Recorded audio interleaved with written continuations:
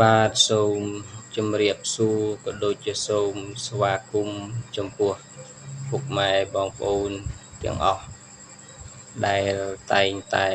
និយមកំសាន្តជាមួយនឹងវីដេអូតម្រុយឆ្នោតរបស់ខ្ញុំបាទនៅក្នុងវីដេអូនេះខ្ញុំនឹងដាក់ជូននៅតម្រុយឆ្នោតទាំងតម្រុយឆ្នោតសម្រាប់ម៉ោង4កន្លះនិង6កន្លះ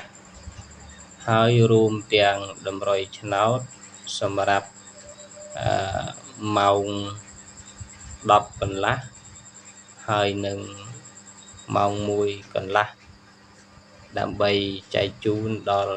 ពុកម៉ែបងប្អូនទាំងអស់យកទៅផ្សងសំណាងបាទសម្រាប់លេខអូខ្ទង់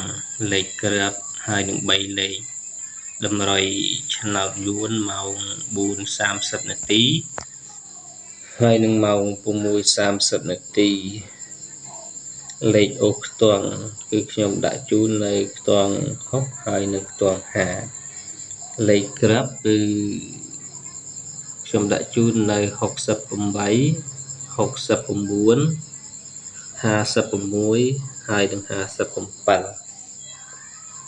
ចំណែក3លេខគឺខ្ញុំដាក់ជូននៅ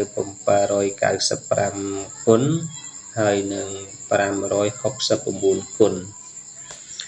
ចំណែកតម្រុយឆ្នោតយួនម៉ោង10:30នាទីហើយនឹងម៉ោង1:30នាទីលេខអូខ្ទង់គឺខ្ញុំដាក់ជូននៅខ្ទង់8ហើយនឹងខ្ទង់30លេខក្រើបគឺខ្ញុំដាក់ជូននៅ82 83 34ហើយនឹង35ចំពោះ3លេខគឺខ្ញុំដាក់ជូននៅ835គុណហើយនឹង561គុណសម្រាប់ថ្ងៃទី28ខែ9